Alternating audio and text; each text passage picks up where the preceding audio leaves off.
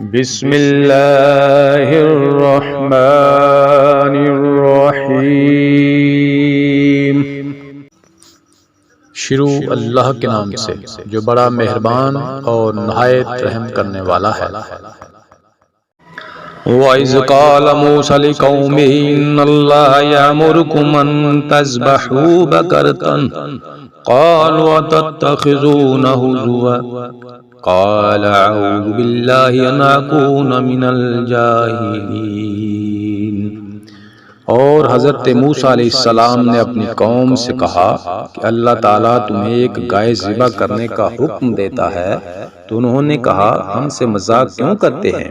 آپ نے جواب دیا میں ایسا جاہل ہونے سے اللہ تعالیٰ کی پناہ پکڑتا ہوں۔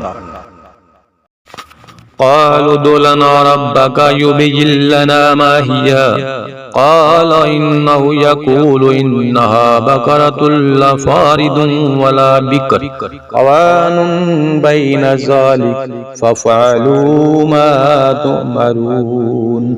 انہوں نے کہا اے موسیٰ دعا کیجئے کہ اللہ تعالیٰ ہمارے لیے اس کی ماہیت بیان کر دے۔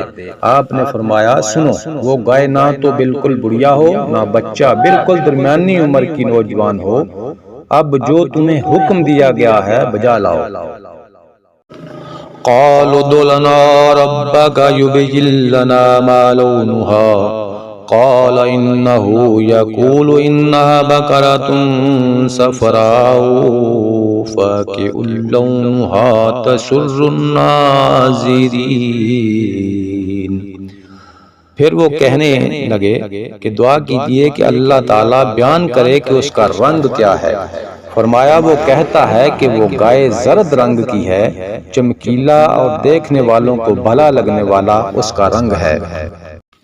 قالوا ادع لنا ربك يبين لنا ما هي إن البقرة تشابه علينا وإنا إن شاء الله لمهتدون۔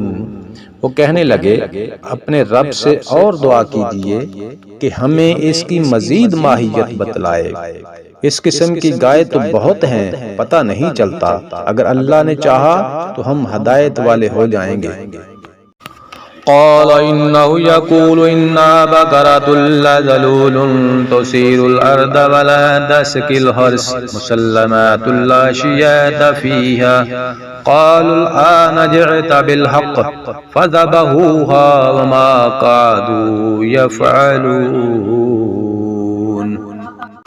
آپ نے فرمایا کہ اللہ کا فرمان ہے کہ وہ گائے کام کرنے والی زمین میں ہل جوتنے والی اور کھیتوں کو پانی پلانے والی نہیں، وہ تندرست اور بے داغ ہے۔ انہوں نے کہا اب آپ نے حق واضح کر دیا، گو وہ حکم برداری کے قریب نہ تھے لیکن اسے مانا اور وہ گائے ذبح کر دی۔